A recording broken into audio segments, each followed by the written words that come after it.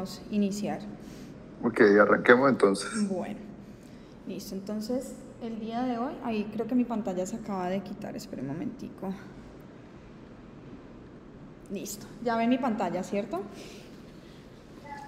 Sí, perfectamente. Bueno, entonces el día de hoy vamos a hablar de reanimación cardiopulmonar básica en pediatría. Mi nombre es Ana María Molinares, soy residente de primer año de pediatría de la Universidad del Valle.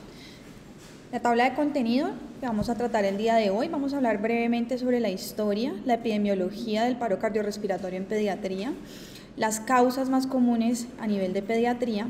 Vamos a hablar bastante sobre la fisiopatología y muy enfocada durante cada paso de la reanimación. Vamos a ir mirando fisiopatológicamente paso a paso porque estamos realizando cada maniobra durante la reanimación. Vamos a hablar ya a nivel de lo que son las guías de la AJA, sobre la cadena de la supervivencia, los algoritmos de la parte básica y un poquito sobre la parte de PALS, que es un poquito más avanzada. Dentro de esto vamos a hablar de la vía aérea, la ventilación, las compresiones, algo muy básico sobre los ritmos de paro, los medicamentos más comunes utilizados en estos contextos, el síndrome post-reanimación y los cuidados post-paro, y finalmente algo sobre la prevención del paro cardiorrespiratorio en pediatría y algunos aspectos éticos de cuándo iniciar o suspender unas maniobras de reanimación.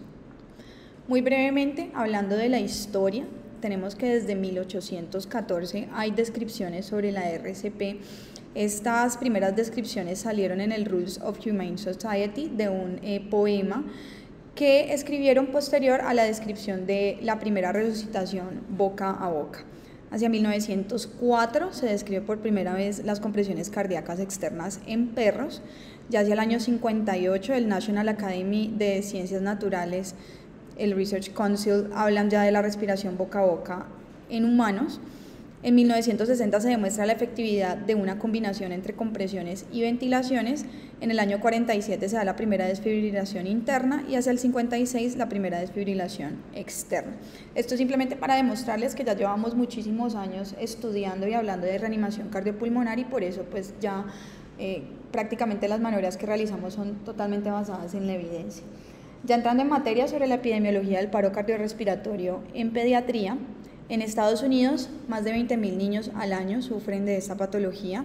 La supervivencia en los últimos 20 años se ha visto mejorada, especialmente de manera intrahospitalaria. En lo que todavía estamos un poquito crudos es en el ámbito extrahospitalario.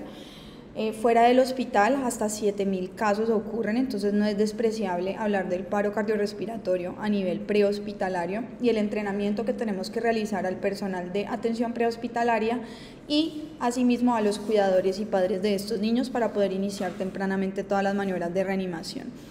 A medida que se ha mejorado la supervivencia como tal en el paro cardiorrespiratorio, empieza a cobrar mucha más importancia las secuelas a nivel principalmente neurológico, que es lo que más nos preocupa en pediatría. Hasta un cuarto de los pacientes van a tener una alteración del desarrollo global y hasta un 85% un déficit neuropsicológico selectivo posterior al paro cardiorrespiratorio. Entonces siempre tenemos que estar pensando que debemos proteger estos cerebros y de eso vamos a hablar cuando hablemos de los cuidados post-paro y del síndrome post-reanimación. El 73% de los paros cardiorrespiratorios ocurren en la UCI pediátrica, un 7% ocurren en salas de hospitalización, el 11% en las salas de urgencias, que es lo que nos concierne en este momento, y el 3% pueden ocurrir durante un procedimiento quirúrgico en el quirófano. El 65% de estos pacientes tienen un retorno a la circulación espontánea y el 47% tiene una supervivencia dentro de las primeras 24 horas posterior al paro. Entre el 14 y el 44% sobrevivieron a la alta hospitalaria y se vio que en estos pacientes usualmente tenían mejores valores de pH, de temperatura y menores niveles de lactato. Hay una mayor incidencia del paro cardiorrespiratorio en los pacientes de sexo masculino, en los neonatos, aunque esto no es relevante en nuestra charla el día de hoy, pacientes de escasos recursos y de raza negra e hispanos, pues a nivel de Estados Unidos. En el paro cardíaco intrahospitalario, la supervivencia de los niños ha aumentado del 9 al 33% desde 1980 hasta el 2010, entonces realmente ha habido muchos avances y la reanimación cada vez es más efectiva, especialmente en el ámbito intrahospitalario, como mencionaba previamente. Este es un estudio que hicieron, que publicaron en el año 2018 en el Pediatrics, en el cual querían ver demográficamente cómo se comportaban los pacientes que presentaban paro cardiorrespiratorio, cómo era la demografía y comparar la atención o qué tan efectiva era la RCP o los desenlaces según si eran atendidos en un servicio de urgencias específicamente pediátrico versus en un servicio de urgencias general.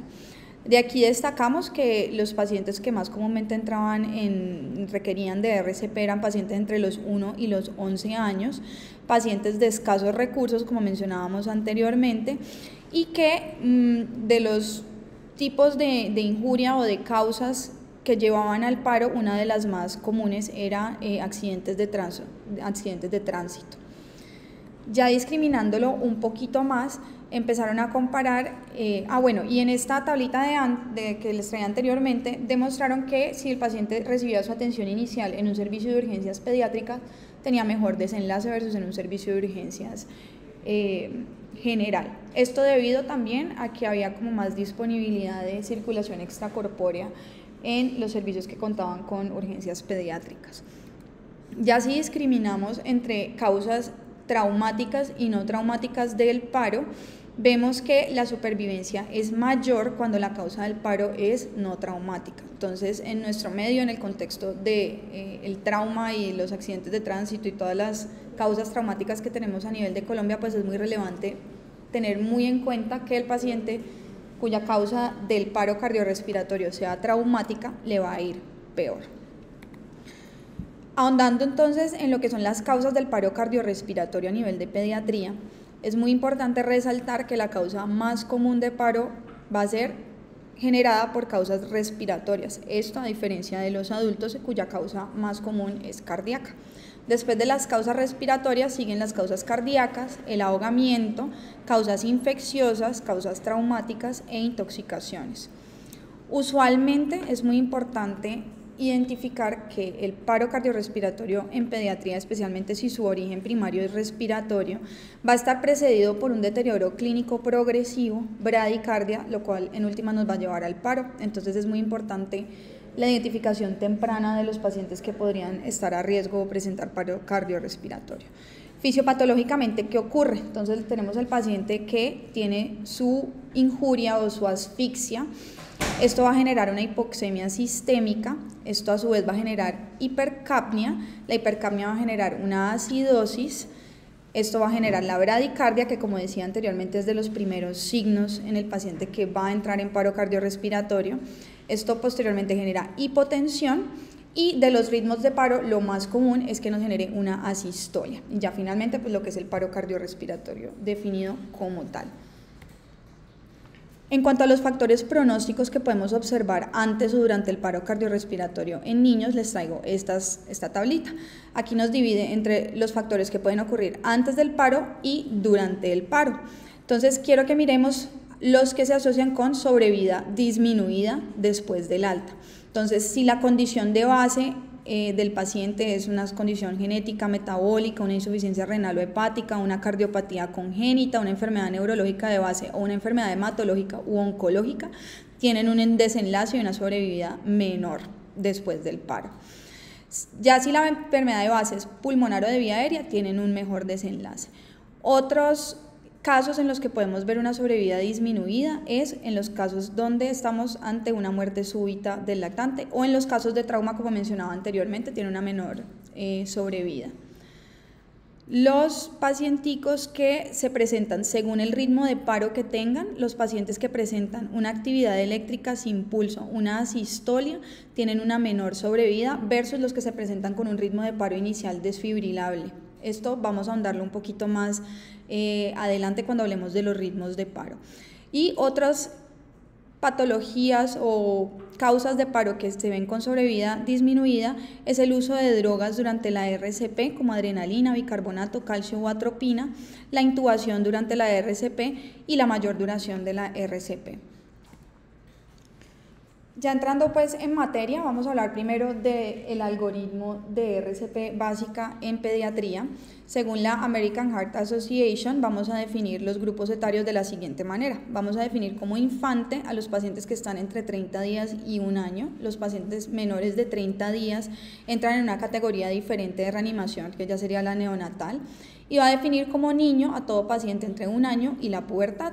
Y más allá de la pubertad se considera adulto. Cuando fácil y rápidamente consideramos que ya es un adulto, cuando a nivel de mujeres ya tenemos desarrollo mamario y a nivel de hombres ya tenemos presencia de vello axilar. Esto en el contexto pues de RCP, porque ya sabemos que en pediatría los grupos etarios realmente se dividen de manera diferente, pero esto es algo sencillo y rápido para poder hacer todo el enfoque del paro cardiorrespiratorio. Inicialmente, la cadena de supervivencia, dependiendo de si estamos en el ámbito intrahospitalario aquí arriba o en el ámbito extrahospitalario. Entonces, lo primero en la cadena de supervivencia, que eso es lo que han ido actualizando en las guías, es la prevención, que si estamos a nivel intrahospitalario, vamos a hablar de scores de severidad que nos pueden identificar tempranamente pacientes que se encuentran a riesgo de presentar paro cardiorrespiratorio, realizar correcciones adecuadas y prevenirlo, o inicio temprano y efectivo de la RCP. Para eso también a nivel intrahospitalario contamos con los equipos de respuesta rápida. Y a nivel extrahospitalario, de lo que vamos a hablar al final, que es la prevención de accidentes, el sueño seguro, el uso de los asientos en los carros, etc. Después de la prevención viene la activación de la secuencia del equipo de respuesta rápida o del servicio de emergencias. Después sigue iniciar una RCP de alta calidad, que más adelante vamos a definir a qué nos referimos con RCP de alta calidad. Luego, en el caso extrahospitalario, el transporte y la llegada a los servicios de urgencias, o en el caso intrahospitalario, la resucitación avanzada. Posteriormente, si logramos tener un retorno a la circulación espontánea, vamos a tener los cuidados postparo y todo lo que es recuperación y rehabilitación posterior a esto. Entonces vamos a hablar inicialmente fuera del hospital. Esto que les traigo es bastante importante. Como les mencionaba anteriormente, la supervivencia por fuera del hospital sigue siendo muy pobre, dependiendo de las series que uno lea, pues puede ser hasta de menos del 10%. Y aquí hay algo controversial al comparar con adultos. Entonces vemos que en las últimas guías de adultos comparan de manera extrahospitalaria si iniciar compresiones solamente o iniciar compresiones y ventilación, y las últimas recomendaciones que le dicen a usted y que de hecho cambian el ABC por CAB es: inicie compresiones, no le dé tanta importancia si no tiene cómo o no tiene los dispositivos o no tiene la disposición ni la bioseguridad para realizarlo, únicamente haga compresiones cardíacas sin ventilación. Pero en pediatría es una historia diferente. En los niños sigue siendo muy relevante intentar dentro de lo posible iniciar de manera temprana las ventilaciones junto con las compresiones, puesto que esto les va a mejorar la supervivencia y la morbilidad neurológica a largo plazo. En este estudio que les referencio aquí abajito, demuestran que a pesar de que esta recomendación se da, el tipo de reanimación más común es iniciar solamente compresiones. Ahorita más adelante que veamos la parte fisiopatológica les voy a explicar por qué es tan importante la ventilación a nivel de pediatría. Entonces, realmente si logramos iniciar una ventilación temprana en estos pacientes, van a tener un mejor desenlace. Recomendaciones: existen algunas máscaras que tienen una válvula unidireccional que podemos utilizar para ventilar pacientes en el ámbito extrahospitalario y poder de todas maneras mantener nuestra bioseguridad. En este estudio que les estaba mencionando, pues aquí simplemente la gráfica nos demuestra lo que les había hablado.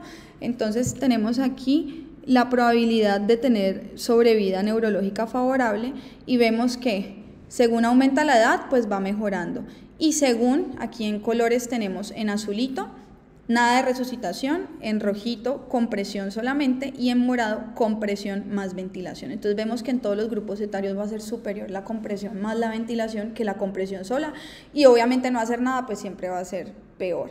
Entonces de ahí la importancia de que nos entrenemos nosotros como personal de salud, intentemos entrenar a los cuidadores de estos pacientes, especialmente a los que tienen alto riesgo, para realizar las primeras maniobras de reanimación.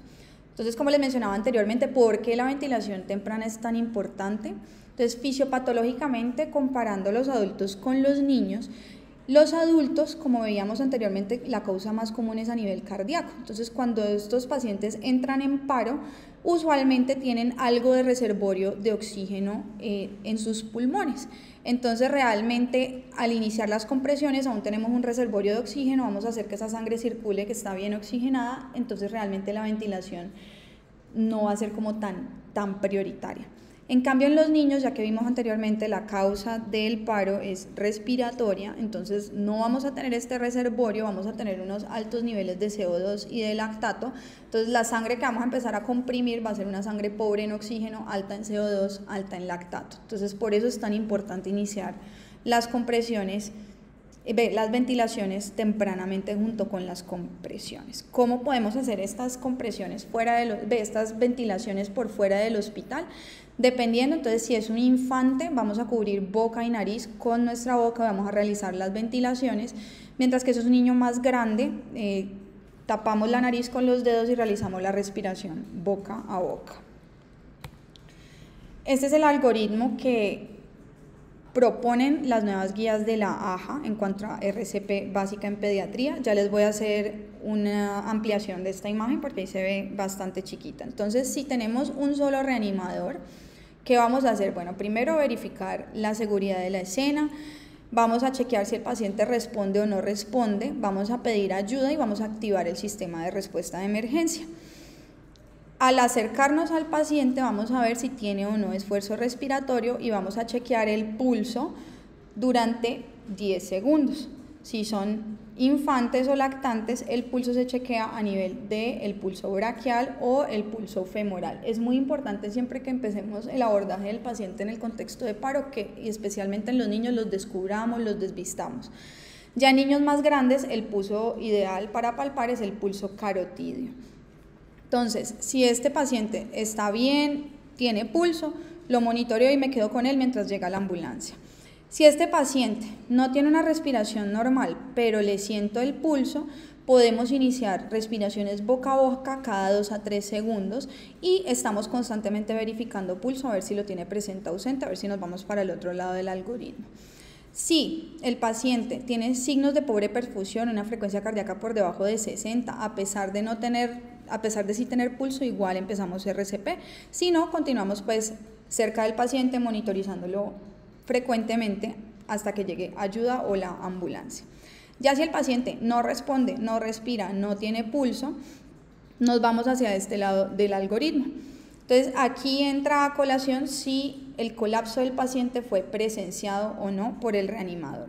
Si el colapso fue presenciado por el reanimador, el primer paso antes de iniciar la RCP o la ventilación es llamar al sistema de emergencia si no lo hemos hecho previamente. Si no fue presenciado por el reanimador, la prioridad inicial es arrancar la RCP.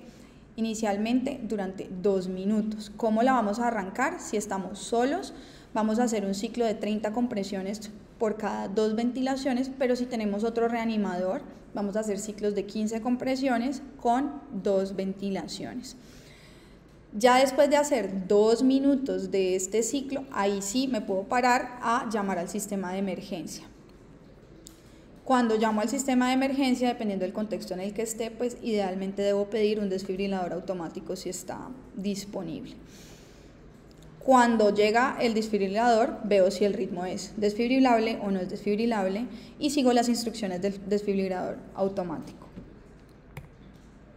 Si tenemos 2 o más reanimadores, lo único que cambia aquí diferente al otro algoritmo es que a pesar de haberlo presenciado o no, pues yo inmediatamente un reanimador arranca de RCP, otro reanimador llama al servicio de emergencias y siempre la frecuencia de las compresiones versus ventilaciones va a ser de 15 a 2.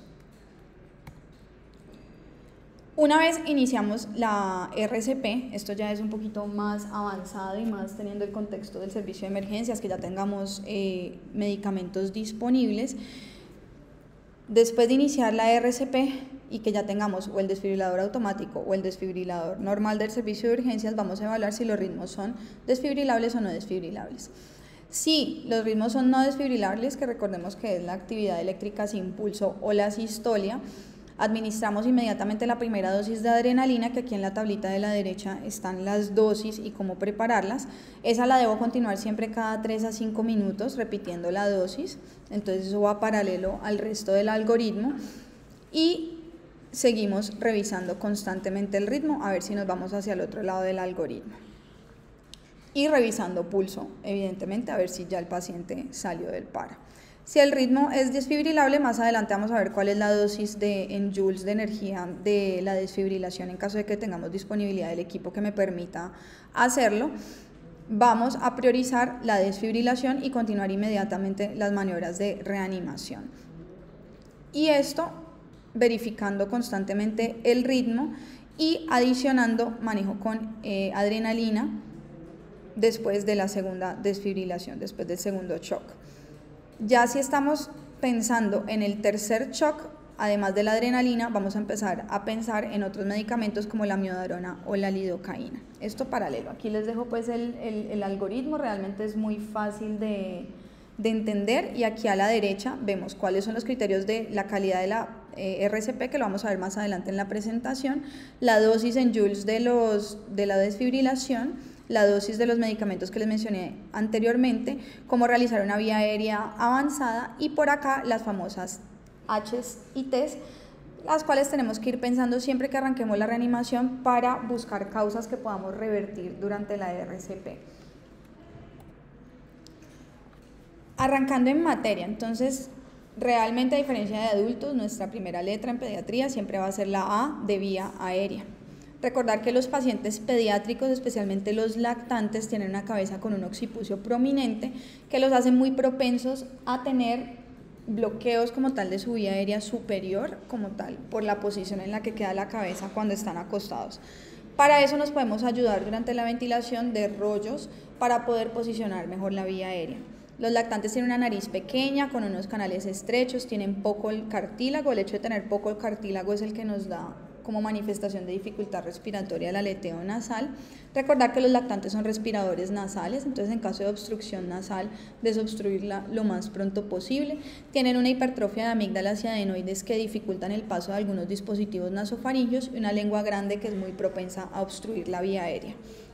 Siempre que estemos pensando en vía aérea en el contexto de pediatría, debemos pensar en las múltiples cuerpos extraños que estos pacientes pueden ingerir y broncoaspirar. Aquí en la imagen pues hay algunos ejemplos, pero realmente cualquier cosa puede llegar a obstruir la vía aérea de los lactantes. En la imagen de la derecha les muestro una de las maniobras que se utilizan en lactantes para ante el caso de atoramiento o de ingesta o aspiración de cuerpo extraño. Realmente la maniobra consiste en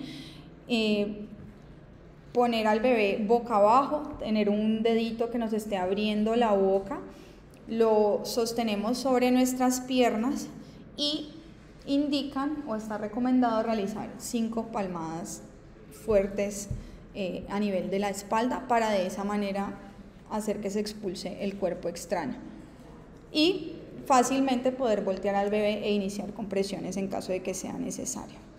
Consideraciones especiales y anatómicas sobre la vía aérea en pediatría. Entonces, a diferencia de los adultos, la vía aérea de los pacientes pediátricos va a tener una conformación más hacia un embudo. El cartílago cricoides va a ser la parte más estrecha de este embudo. Ya hacia los 10 a 12 años los pacientes pediátricos ya van a tener una configuración de vía aérea más similar a la del adulto. El diámetro de la vía aérea va a ser más pequeño comparado al del adulto, y por lo tanto el edema a este nivel va a ser mucho más severo o va a comprometer mucho más el diámetro de la vía aérea en el paciente pediátrico, y eso va a conferir un aumento de la resistencia.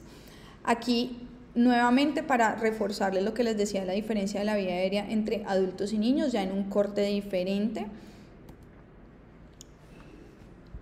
A nivel de reanimación, entonces, ya vimos las diferencias de vía aérea de los niños versus los adultos. Entonces, ¿qué es lo primero que debemos hacer en el enfoque de vía aérea? Posicionar la vía aérea. Aquí, dependiendo de si estamos en un contexto de trauma o no, la posición de la vía aérea va a ser diferente. Entonces, si no estamos en el contexto de una sospecha de un trauma raquimedular, podemos posicionar la vía aérea haciendo una posición de olfateo, como se ve en la imagen de arriba, mientras que si estamos sospechando un trauma raquimedular, para no hacer movimientos excesivos de la parte cervical, podemos hacer la maniobra de distracción mandibular. ¿Qué dispositivos nos pueden ayudar para permeabilizar la vía aérea. Esto es muy importante en pediatría porque, como les decía anteriormente, van a tener una lengua prominente que puede obstruir la vía aérea fácilmente. Los dispositivos supraglóticos, como las cánulas de Gödel que les muestro aquí. ¿Cómo la medimos? Desde la comisura labial hasta el ángulo mandibular sería el tamaño adecuado de estas cánulas. Dentro de la parte avanzada, pues ya garantizar una vía aérea avanzada involucra idealmente una intubación orotraqueal, o en caso de que no lo tengamos disponible o no seamos expertos en este tema, pues podemos utilizar máscaras laringias, pero lo ideal es, si tenemos el entrenamiento, realizar una intubación orotraqueal. El dilema ahí es balón versus balón. Aún no hay como unas recomendaciones muy claras, el uno versus el otro. Hablan de que con balón disminuye la cantidad como de reintubaciones y por lo tanto el edema de la vía aérea que se pueda generar a este nivel. Simplemente dice, ponga atención si usted va a utilizar uno con balón para que sea pues del tamaño adecuado y lo infle con la presión adecuada. Pero es razonable, según esta recomendación, utilizar con balón versus sin balón en infantes y niños, una recomendación 2A. La presión cricoidea no se realiza de rutina. La presión cricoidea lo que nos ayuda es a evitar el reflujo de contenido gástrico hacia la vía aérea, pero en caso de que lo necesitemos se puede realizar. Hay que confirmar una posición correcta del tubo, dependiendo del contexto en el que estemos, entonces idealmente midiendo el end-tidal CO2 con los dispositivos de pHimetría. Además de realizar pues la auscultación, que esté simétrica, que haya una expansión simétrica del tórax y que no se escuche pues aire a nivel de epigastrio. O describen también la presencia de vapor en el tubo. La atropina la mencionan como una premedicación que nos puede ayudar a prevenir la bradicardia en el contexto de realizar nuestra vía aérea avanzada, pero hablan de que solamente se realiza en casos puntuales, como en el contexto de hipovolemia, sepsis o intoxicación con succinilcolina. Como les mencionaba anteriormente, hay mayor mortalidad en los pacientes que han requerido intubación orotraqueal, ya que esto nos confiere pausas durante la reanimación y todos los efectos adversos que están asociados a la intubación orotraqueal. Ahí les dejo en la diapositiva las fórmulas para medir el tamaño o el diámetro del tubo y qué tanto lo vamos a introducir. Pasando a la B, que es ventilación. Entonces aquí les traigo unos ejemplos de algunos dispositivos que podemos utilizar para brindar ventilación a los pacientes. Tenemos las bolsas autoinflables, o mal llamadas los ambús, que esa es la marca, o las bolsas infladas por flujo, que estos sí requieren sí o sí una fuente de oxígeno para poder realizar adecuadamente la ventilación, o también conocidas como las máscaras de anestesia. Siempre recordar obviamente el tamaño adecuado de la máscara. El vértice de la máscara debe ir hacia la nariz del paciente. No debemos cubrir los ojos. Si ya estamos cubriendo los ojos es una máscara muy grande, o si no logra cubrir totalmente nariz y boca, pues es una máscara muy chiquita.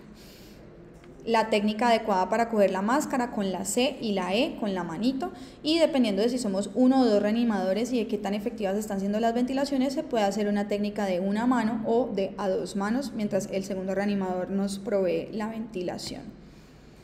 Que es muy importante fisiopatológicamente a nivel de la ventilación. No falta la persona que está nerviosa durante la reanimación y empieza a ventilar de una forma muy rápida. Ventilar muy rápido también trae sus consecuencias. La hiperventilación nos lleva a hipocarbia, vamos a estar barriendo todo ese CO2 y esto nos va a conferir una menor perfusión coronaria y cerebral. Entonces, ni muy poquitas ventilaciones ni tampoco ventilaciones exageradas. Como les mencionaba anteriormente, si no tenemos una vía aérea definitiva, una intubación orotraqueal, si somos un reanimador, 30 compresiones, 2 ventilaciones, 2 reanimadores, 15 compresiones, 2 ventilaciones, pero si ya el paciente está intubado, la frecuencia de la ventilación va a ser entre 20 y 30 respiraciones por minuto. ¿Listo? Entonces esto es súper importante. ¿Qué es importante también a nivel de fisiopatología? Si damos ventilación con presión positiva, con las compresiones, o sea, pongámosle que estamos ventilando al paciente con una máscara, todavía no está intubado, y que en vez de hacer una pausa después de las 15 compresiones para ventilar, el reanimador sigue comprimiendo y el otro reanimador sigue ventilando paralelo si no está intubado. ¿Qué pasa? Si damos BPP con las compresiones, el recoil, o sea, el retorno del tórax, la reexpansión torácica, no va a permitir que se forme una presión negativa que favorezca el retorno venoso. Es decir, cuando yo descomprimo el tórax, hay retorno venoso gracias a una presión negativa, pero si yo le estoy dando presión positiva con ventilación con presión positiva, pues no voy a permitir esto y no va a permitir una buena perfusión y esto se va a traducir en alcalosis y vasoconstricción cerebral. Entonces, conclusión, por eso se pausa la compresión durante la ventilación cuando no tenemos una vía aérea definitiva. Procurar durante la reanimación cardiopulmonar oxígeno a alto flujo. Hay ciertos dispositivos como este que les traigo el ejemplo acá, son dispositivos de impedancia que hacen que se impida el flujo pasivo de aire durante la descompresión torácica y eso nos hace pues que lo que les mencionaba anteriormente se dé menos. Entonces es un dispositivo que pues es bastante chévere para optimizar la reanimación. Realmente yo en la vida real no los he visto en los contextos en los que he estado. Se puede acoplar tanto a la máscara como al tubo orotraqueal y tiene incluso lucecitas que le dan a uno el ritmo de la ventilación. Entonces ahí como dato curioso. Pasando a la C de circulación, voy a ser muy enfática en que el miocardio se perfunde durante la diástole. Entonces ahorita les voy a explicar por qué esto es tan importante. Como les mencionaba anteriormente, la compresión del tórax va a crear una presión negativa intratorácica gracias a esta misma elasticidad del tórax, lo cual nos va a conferir una fisiología de bomba torácica. Ahorita lo vamos a ver más en adelante. Entonces, realmente donde uno lee de reanimación, siempre dicen esta frase: comprima duro, rápido y permita que haya una buena reexpansión torácica después de la compresión. Entonces les traigo este estudio que me pareció súper interesante, en el cual demuestran por qué es tan importante las compresiones cardíacas en el contexto del paro cardiorrespiratorio. Entonces cogieron marranitos y midieron cómo se comportaban los niveles de ATP en el contexto de una fibrilación ventricular. Entonces les inducían la fibrilación ventricular y medían aquí en esta tablita los niveles de ATP versus el tiempo de duración de fibrilación ventricular. Aquí tenemos en ATP en negrito, ADP en gris clarito y AMP en este otro gris de aquí encimita. Entonces demostraron que mientras más iba durando la fibrilación ventricular sin que le hicieran nada, pues los niveles de ATP, que es nuestro sustrato energético más importante, pues van disminuyendo. Y después hicieron lo siguiente: cogieron a estos mismos marranitos que les habían inducido la fibrilación ventricular y no solamente midieron los niveles de ATP, sino que también compararon cómo se comportaban los que estaban en fibrilación ventricular. Espérate un momentico. Así ya. Entonces, randomizaron esta cohorte de cerditos y a unos les indujeron la fibrilación ventricular durante 10 minutos y a unos les hicieron RCP durante 3 minutos y luego los desfibrilaron, y a otros no les hicieron RCP y solamente los desfibrilaron. ¿Y qué encontraron? Que el 50% de los cerdos que recibieron RCP antes de desfibrilar lograron resucitarse versus 0% de los cerditos que no recibieron RCP y solamente los desfibrilaron. Entonces la conclusión es que proveer un flujo sanguíneo al corazón durante la RCP puede mitigar o incluso revertir las pérdidas de reservas energéticas del corazón, y esto ayuda a recuperar la función contráctil y disminuir la mortalidad. Vamos a hablar un poquito sobre cómo se comporta el ciclo cardíaco durante las compresiones. Entonces, cuando hacemos una compresión torácica, estamos tratando de simular la sístole del corazón. Entonces, vemos en esta gráfica cómo a medida que vamos haciendo la compresión torácica va a haber un aumento de la presión. Esto nos va a permitir una perfusión de los órganos y ahorita vamos a hablar de qué ocurre durante la diástole.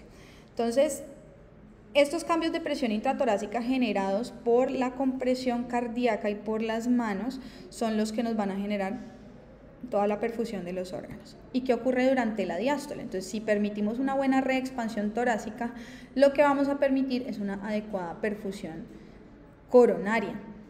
Y esto es súper importante porque si no cuidamos la bomba, pues realmente llegar a un retorno a la circulación espontánea pues va a ser muy difícil. Esto era lo que les hablaba previamente.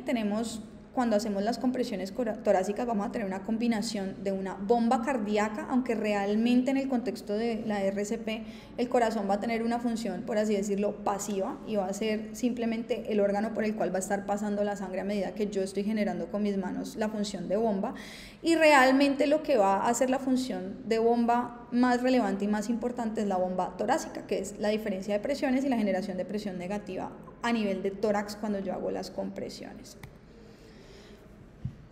Ya entrando en materia, las compresiones torácicas, ¿cómo medimos la calidad de las compresiones torácicas? Entonces hay 5 aspectos que debemos tener presentes al evaluar la calidad.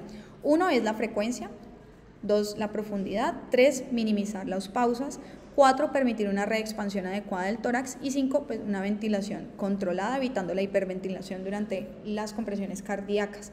Comparando adultos versus niños, la frecuencia a la que realizamos las compresiones torácicas es la misma. La profundidad varía si estamos hablando de infantes o de niños. En adultos es entre 5 y 6 centímetros, en niños es de 4 centímetros, en infantes 5 centímetros en niños, o en general 1/3 del diámetro anteroposterior del tórax. A nivel de las pausas, en niños, muy importante intentar que las pausas de la compresión torácica no sean mayores a 10 segundos. La reexpansión torácica, la recomendación es la misma en adultos y en niños, y la frecuencia de la ventilación ya la habíamos hablado anteriormente, no la voy a repetir en esta tablita. Yendo punto por punto, entonces este es el mismo estudio de los cerditos y aquí evaluaron la parte de la frecuencia. Entonces, durante la RCP, el volumen sistólico, el volumen de eyección va a ser menor realmente. Entonces, pues recordando la formulita de gasto cardíaco, ¿cómo voy a compensar ante este flujo sistólico menor? Aumentando la frecuencia. Entonces, en esta grafiquita vemos, aquí tenemos la probabilidad de supervivencia al alta y el número de compresiones por minuto. Vemos que a medida que nos vamos rondando al número de compresiones que está recomendada, que es entre 100 y 120, aumenta la tasa de supervivencia. Entonces esto es porque estamos como optimizando el gasto cardíaco, pero tampoco nos podemos ir hacia el otro lado de tener una frecuencia muy elevada, porque ahí estaríamos sacrificando la diástole, sacrificando el miocardio, sacrificando la bomba. A nivel de la profundidad, entonces esta tablita también nos muestra la probabilidad de supervivencia a medida que llegamos al pico máximo de supervivencia, es más o menos entre 40 y 50 milímetros, o sea, entre 4 y 5 milímetros, que es la profundidad recomendada. Minimizar las pausas. Esto como tal no midió las pausas en segundos, sino que midió las pausas según un porcentaje. Entonces veíamos que la probabilidad de supervivencia va a aumentar a medida que nos acercamos a un porcentaje mayor al 60%, pues de minimizar las pausas. Aquí sí lo vemos en segundos, entonces vemos que la supervivencia drásticamente va bajando a medida que las pausas de las compresiones cardíacas son más prolongadas. ¿Cómo es la técnica de las compresiones torácicas? Entonces, en infantes o lactantes hay 2 técnicas para realizar las compresiones. Una es la técnica de 2 dedos sobre el tórax y la otra es la técnica abrazando el tórax. ¿Qué nos va a definir cuál de las 2 vamos a realizar? 1, el número de reanimadores, y 2, también la comodidad del reanimador y con qué se sienta usted menos cansado y más cómodo. Si tenemos 2 reanimadores, vamos a preferir la de abrazar el tórax para permitir despejar y que puedan hacer un manejo de la vía aérea más cómodo, y dicen que tiene menos, pues se cansa uno menos, pero eso pues depende como de cada reanimador. Si estamos solos, ya que tenemos que estar pendientes de la vía aérea también, vamos a hacer la técnica pues de los 2 dedos. Siempre procurar estar en una superficie plana, ya sea una tabla rígida, el piso, o en algunos centros hospitalarios pues hay un modo de paro de las camas del hospital que las pone totalmente planas. Ya en niños más grandes podemos hacer compresiones con una mano o con 2 manos, dependiendo pues del tamaño del niño y cómo nos sintamos más cómodos. Hablando del ritmo, entonces recordemos que existen 4 ritmos de paro. 2 de ellos son desfibrilables, 2 de ellos son no desfibrilables. Los ritmos desfibrilables son la fibrilación ventricular y la taquicardia ventricular sin pulso. Los no desfibrilables son la asistolia y la actividad eléctrica sin pulso. En pediatría, a diferencia de los adultos, los ritmos de paro más comunes son los no desfibrilables. Únicamente el 10% van a ser ritmos desfibrilables. ¿Qué es importante resaltar ahí? En caso de que seamos, entre comillas, de buenas y tengamos un ritmo desfibrilable desde el inicio, hay mejor pronóstico, ¿vale? Pero si mi ritmo inicial es un ritmo no desfibrilable que se convierte en un ritmo desfibrilable posteriormente, esto tiene peor pronóstico. Recordemos, y voy a ser muy enfática, la bradicardia con pobre perfusión es el ritmo inicial en un paciente pediátrico que nos va a entrar en paro cardiorrespiratorio. ¿Con qué vamos a desfibrilar en caso de que sea un ritmo desfibrilable? Pues en el contexto extrahospitalario usualmente tenemos un desfibrilador automático, pero vamos a ver que no en todas las edades lo podemos usar y no siempre va a estar disponible con parches pediátricos. Entonces, si tenemos la disponibilidad, pues preferir el desfibrilador normal y monofásico versus bifásico, siempre vamos a preferir el bifásico porque va a requerir menor energía en joules. Siempre estar muy atentos de los parches y las paletas que vamos a utilizar. La mayoría de los desfibriladores, las paletas de adultos se les puede quitar una de las placas y tiene una plaquita más chiquita pediátrica, entonces tenerlo muy en cuenta. Los desfibriladores automáticos vienen versión pediátrica y versión de adultos. Usualmente en niños entre los 1 y los 8 años no se recomienda el uso del DA para adultos, ojalá que esté el pediátrico. En caso de que no tengamos absolutamente nada, poner de los parches del desfibrilador en el centro del tórax, pero realmente pues si tuviéramos la posibilidad del pediátrico siempre va a ser mejor. Entonces, después de evaluar el ritmo y iniciar las compresiones torácicas, paralelo a esto tenemos que estar ya en el ámbito hospitalario pensando en garantizar accesos venosos. Esto sigue siendo parte de la ABC, que puede ser acceso venoso periférico en caso de que lo tengamos disponible fácilmente o en caso de pacientes que están extremadamente hipoperfundidos y que es difícil acceder, utilizar lo que es la punción intraósea. Hay ciertos dispositivos que ya vienen predeterminados para realizar la punción intraósea, pero en otros contextos pues podemos utilizar un yelco de una aguja de gran diámetro y realizarlo. La técnica ahorita no la voy a ahondar por cuestiones de tiempo, en los talleres de reanimación se realiza pues ahí en Huesitos de Pollo para practicar, y siempre tratar de restaurar el volumen intravascular, o sea la precarga, utilizando cristaloides isotónicos de preferencia. En cuanto a medicamentos, el medicamento de elección es la adrenalina, ya lo veíamos en el algoritmo. La dosis de adrenalina se da por peso. A veces tenemos el problema en el contexto de un paciente crítico que sacarlo o suprimir hacer una pausa de la RCP para pesar al paciente a veces no es posible. Existen ciertas, estos son como tablitas largas que tienen 1 metro, que uno puede poner cuando el paciente está acostado, medirle la talla y con respecto a esa talla te va dando el peso aproximado y las dosis de los medicamentos más comunes utilizados en el servicio de urgencias. Entonces, si tenemos la posibilidad de tener estas tablitas, genial, porque esto nos puede ayudar a tomar decisiones rápidas. Obviamente siempre es preferible hacer un manejo más específico si tuviéramos el peso del paciente. La epinefrina, ¿cómo funciona? Pues tiene 2 efectos, tiene el efecto alfa-adrenérgico y el beta-adrenérgico. El efecto alfa-adrenérgico nos aumenta la resistencia vascular periférica, nos aumenta la perfusión coronaria y aumenta la presión de perfusión cerebral. Esto se va a traducir finalmente en un incremento en la poscarga. Mientras que su efecto beta-adrenérgico va a aumentar como tal la función contráctil del corazón, aumenta la frecuencia cardíaca, que esto también nos ayuda a mejorar el gasto cardíaco, relaja el músculo liso periférico y bronquial.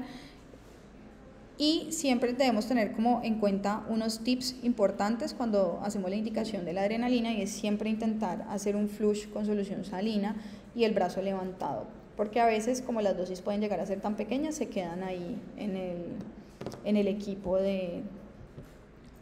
pues. Otros medicamentos como vasopresina pueden inducir vasoconstricción por medio de los receptores B1, aumentan la resistencia vascular periférica y podrían tener un beneficio teórico en el shock vasodilatador refractario a catecolaminas y en hipertensión pulmonar, pero no están contempladas dentro del algoritmo. ¿Cómo medimos la calidad de la reanimación? Hay varias opciones. Una es grabación durante el evento y luego hacer un debriefing. Otra es medir el end-tidal CO2 en el momento en el que lo tengamos disponible. Hay algunos dispositivos que ahorita les voy a mostrar un ejemplo que les da el feedback en tiempo real de la RCP. Puede utilizarse, y esto cada vez está viéndose más, la ayuda del ultrasonido en el servicio de urgencias para identificar rápidamente causas reversibles del paro e identificar en tiempo real qué tan efectivas están siendo las compresiones utilizando ecografía. Este es uno de los ejemplos de los dispositivos que pueden dar este feedback durante la reanimación. Vamos a hablar un poquito de los cuidados post-reanimación. Entonces, como mencionaba anteriormente, la perfusión cerebral se ve altamente afectada durante el paro cardiorrespiratorio. Entonces debemos hacer todos nuestros esfuerzos para durante la RCP y en los cuidados post-paro conservar toda esta perfusión cerebral. El síndrome post-reanimación entonces abarca varios síntomas o varias secuelas que podrían quedar. Una de ellas y la más importante es la injuria cerebral por una encefalopatía hipóxico-isquémica y con el síndrome convulsivo que se puede generar a partir de esto. La disfunción miocárdica puede ser temprana en el caso de los pacientes post-reanimación. Hay una injuria dada por la isquemia reperfusión, entonces nos puede dar un síndrome similar a la sepsis. Y en este síndrome post-reanimación o en los cuidados post-paro siempre debemos estarnos preguntando cuál fue la causa que precipitó el paro y tratarla dirigidamente.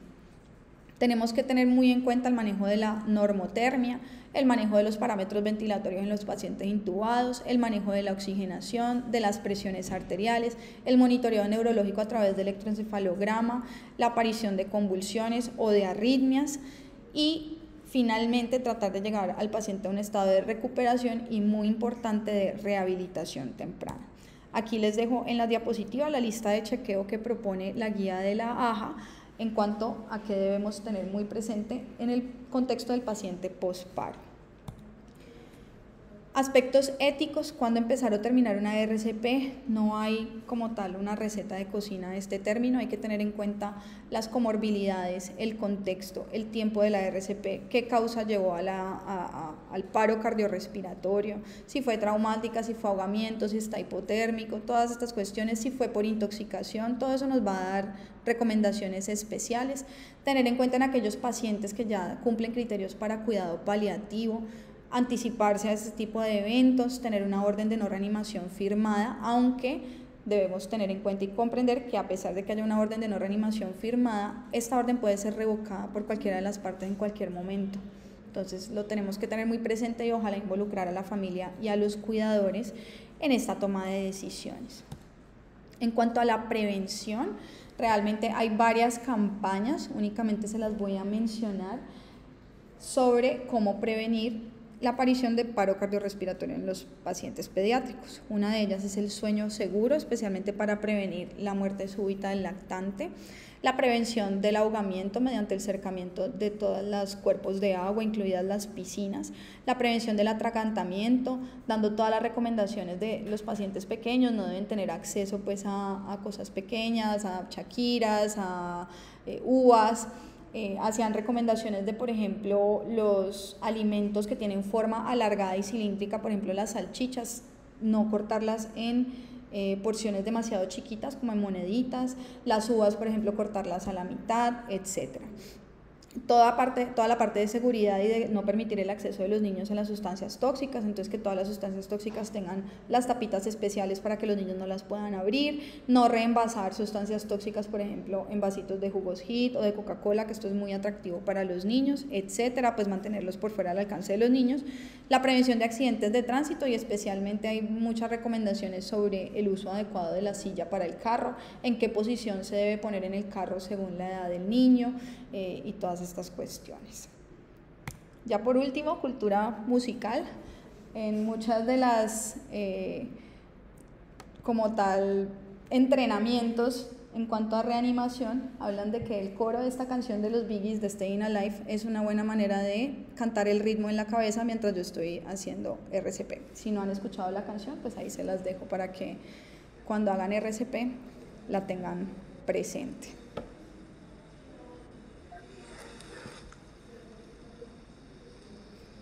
¿La va a poner o no? Profe, si quiere ahorita se las pongo.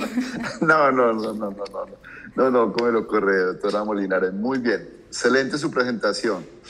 Hay varios, este tema es un tema apasionante, lo ha hecho muy bien, la felicito, lo abarcó de una manera muy bien, muy actualizada, diapositiva nueva, novedosas, artículos bien revisados, la felicito, doctora. Respecto al tema, el tema es apasionante, reanimación cardiopulmonar. Yo pienso que la mejor reanimación cardiopulmonar es la que no se hace. Y la que no se hace es por aquella que nosotros prevenimos. Y la ventaja que nosotros tenemos en pediatría y que usted va a tener en pediatría ahora que se está empezando a entrenar, es que la fortuna que tenemos los pediatras es que los niños nos avisan o sacan alertas o sacan signos clínicos con suficiente anticipación, alertándonos de que el paciente está comprometiendo sus diferentes sistemas, órganos o tejidos. Y la experticia, la habilidad del médico de detectar esos alertas es clave para evitar de que el paciente termine en un arresto cardíaco. Yo digo irónicamente, de una forma irónica, que RCP prende uno en escena, es algo técnico, ¿cierto? Usted va, se entrena, va un día, 2 días y le enseñan a cómo es que se hace el masaje aquí, allá, haga esto, y de una forma metódica usted lo aprende a hacer y cualquier persona lo puede hacer. Sin embargo, lo crítico es poder identificar que un niño, la gran mayoría de los casos, el 90 y tantos % de los casos son problemas secundarios de hipoxia. Hipoxia por problemas de diferente índole, lesiones de causa externa, problemas pulmonares, problemas neurológicos, etcétera, etcétera. Poder identificar que esa hipoxia está comprometiendo el niño es la clave. Y por eso el triángulo de la aproximación pediátrica es un artículo tan importante para nosotros, para detectar que esos cambios en apariencia, en la perfusión a piel, en el trabajo respiratorio, son claves para identificar que el paciente se nos está comprometiendo. Muy importante eso. Porque si nosotros intervenimos rápidamente la hipoxia, si nosotros intervenimos la hipoxia prontamente, pues evitamos que el paciente termine en el arresto. Pero ya entrado en materia, y como usted lo dijo, y lo dijo muy bien, si ya hay que reanimar el paciente, indiscutiblemente es clave en uno tener un carro de paro full dotado, y por eso es clave y vital la revisión diaria del carro de paro que nosotros tenemos en nuestros servicios de urgencia, contar con todo el equipo y toda la tecnología, contar con nuestros monitores, idealmente con los equipos de capnografía para poder identificar los niveles de CO2 cuando si uno está intubado, en fin. Desde el punto de vista del arresto y de las intervenciones que usted acaba de decir, son claves todas. Sin embargo, para mí es muy importante, si usted no tiene un buen volumen de esfínter diástole o esos ventrículos, no tiene una buena cantidad de sangre, pues cuando usted, por más masaje que usted le esté dando, con la altura, la velocidad, sin los descansos, etcétera, que usted lo dijo muy bien, pues no va a perfundir a través de las coronarias.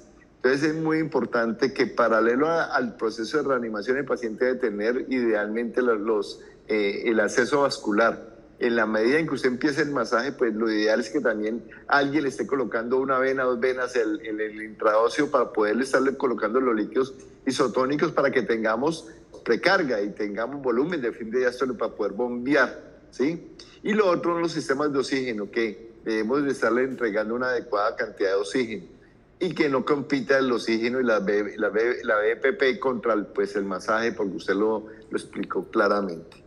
Lo otro muy importante, muy importante, si tuviéramos la oportunidad, ojalá pudiéramos revisar con ustedes los R's que no hemos tenido la oportunidad de revisar shock conmigo, hacerles la revisión. Para mí hay algo muy importante, que en el gasto cardíaco la gente o los libros no le dan la importancia que yo, Jairo Alarcón, le da a los elementos metabólicos claves para que todas las bombas funcionen adecuadamente. Estoy hablando de la glucometría, o sea, evitar la hipoglicemia, evitar la hipocalcemia, evitar las alteraciones del potasio. O ¿sí? Evitar las alteraciones de la temperatura igualmente o de la acidosis que llevan a que se perpetúe o que las bombas, los receptores catecolaminergicos no funcionen. Entonces usted le puede poner agua bendita, adrenalina, vasopresina, y si usted no tiene unos buenos receptores donde que ellos puedan adherirse, pues el funcionamiento no va a ser adecuado. Este tema es muy apasionante, hay muchísimas cosas. La utilidad precoz de las máscaras la máscara laringeas para poder uno oxigenar rápidamente el paciente y sacarlo de la hipoxia, que es clave en ese proceso de la reanimación, también es fundamental. Y no sé, hay muchas cosas, no sé si hay preguntas, hay dudas. Si usted le queda en duda, el doctor Carlos nos está apoyando desde este año que se ha vinculado con nosotros, ha sido una de las tareas que le hemos encomendado.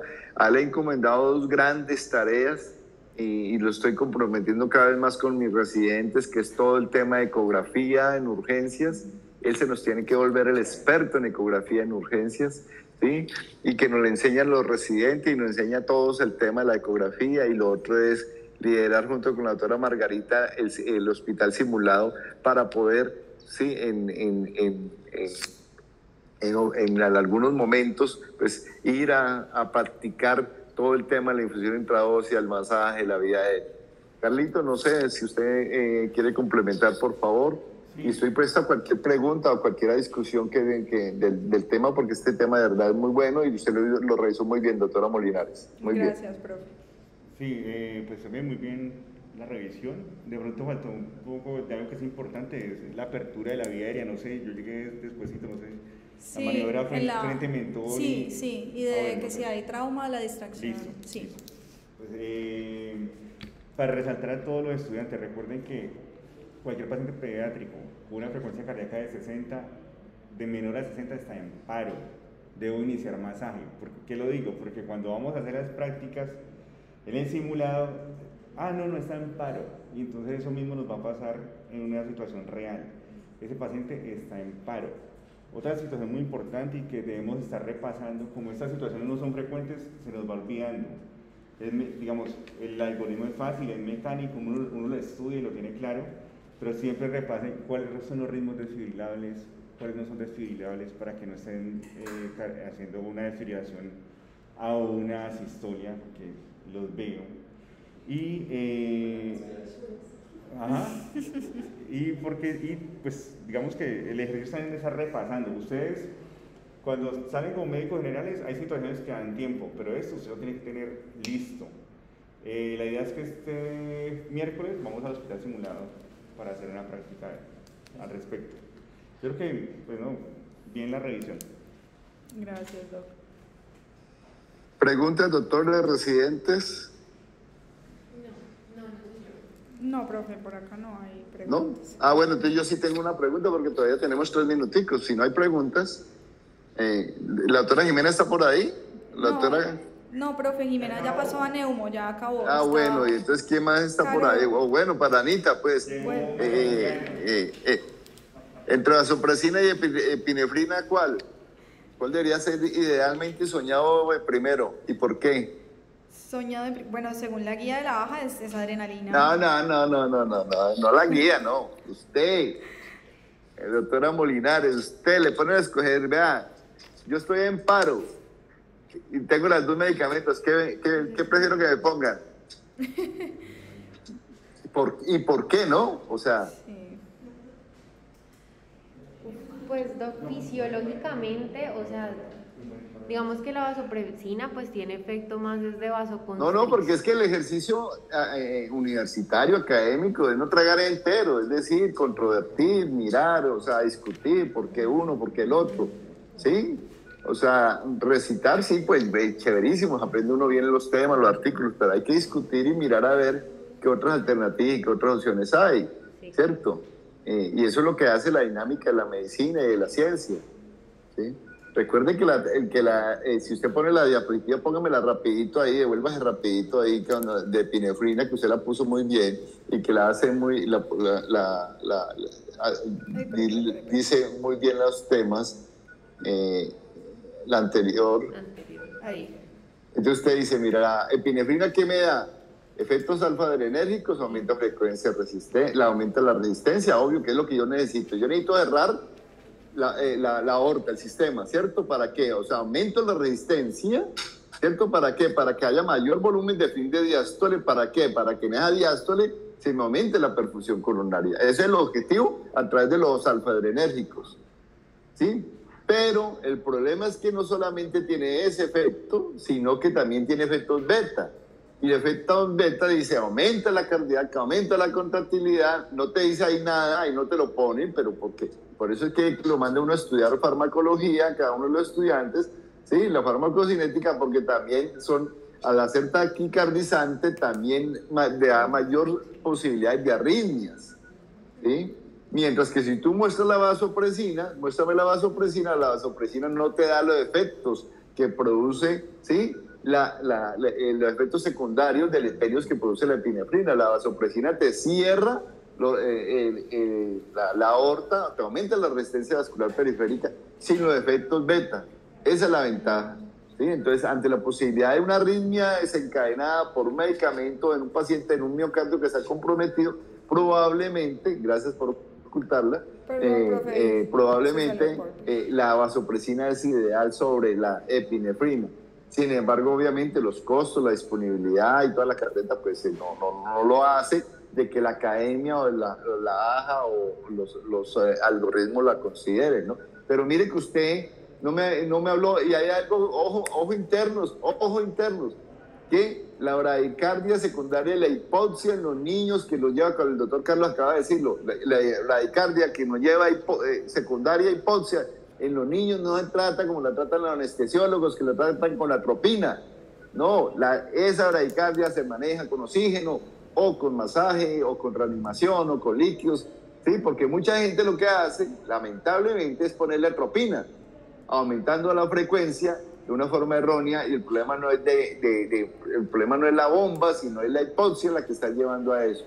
Que esa célula del miocardio no se está haciendo bien perfundida, y entonces entra una disocia, una disfunción mitocondrial, y ese paciente pues saca esa célula miocárdica, saca la mano. Entonces lo que necesitamos es optimizar la oxigenación de ese miocardio, y eso se logra es con el masaje, con los líquidos, con la oxigenación, ¿sí? Etcétera, etcétera.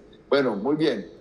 Terminamos ahí. Yo tengo con Carlitos y los residentes dos cosas diferentes. Concluido el tema de reanimación. Muy bien, felicitaciones. Gracias, profe. Pero no se me desconecten, por favor, para que con Carlos, ahí está mi R mayor. Sí, señor. ¿Cómo está, doctor? Y mi R2 también, ¿cierto? Sí, está María Juliana. Tenemos dos problemitas. Mañana tenemos un desayuno de inmersión de todo el mundo por allá lejos a las 7 de la mañana. O sea, que ir de 6:30 a 7 es medio difícil, ¿cierto? ¿Cuál sería la opción? Hacerlo virtual. La única que me ocurre a mí. Sí. Porque a las 7 tenemos que estar allá. ¿En dónde es que es, Carlos? ¿En Pampalinda? En un club por allá, para hablar de... Carlos, necesito que usted me llame ahora más tardecito. Doctor Carlos, usted va a presentar programa mañana, ¿cierto? Profe, lo acaban de llamar de urgencia, acaba de salir. Dígale que me llame por la tarde, por favor. Dígale que me llame por la tarde para darle unos tips para que mañana pueda ganar esa presentación él. Entonces, no sé, muchachas, ¿qué hacemos con lo de mañana? Profe, lo podemos hacer virtual por Meet. Yo le envío el link. Bueno, entonces traten de mandarme ahora más tardecito la presentación, porfa. ¿Sí? Y hagámoslo, y hagámoslo virtual. La de mañana que es... Drepanocitosis. Sí. Algoritmo de drepanocitosis, listo. Sí, bueno.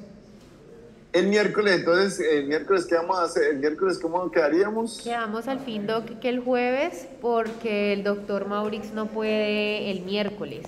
Pues entonces el jueves sería de 6 a 7, virtual, y lo de intoxicaciones. Sí, señor. Pero el jueves había algo más, no. No. Era mi algoritmo. El jueves sí, el sí señor, había algoritmo. Sí. Entonces el algoritmo lo tenemos que hacer el miércoles. Ok, listo, doctor. ¿A las 6:30? El algoritmo, no, Porque ¿A yo las tengo ese 11? día rehabilitación. Ah, Entonces ya. tendría que ir a las 11 de la mañana, 11 de la mañana, Listo, miércoles. perfecto. Ajá. Sí, señor. Y ahí tenemos más tiempo por si mañana martes no nos alcanza, terminaríamos de pronto mañana. Bueno, hagámosle. Algoritmo el miércoles a las 11. A las 6 de la mañana el jueves, intoxicaciones. Y el viernes, A las 6, ¿no? Viernes, enfoque del niño que sangra. bravo ese tema. Duro. El viernes a las 11, ¿no? Sí, señor. Listo. Bueno, Listo. Listo, Ok. Gracias, doctor. doctor. Gracias. Ana, no se le olvide grabar estas presentaciones, ¿no? Sí, Doc, aquí se está grabando. En este Ok, momento. listo pues. Hasta luego. Ok, chao pues, muy bien, felicitaciones, muy bien todo. Chao.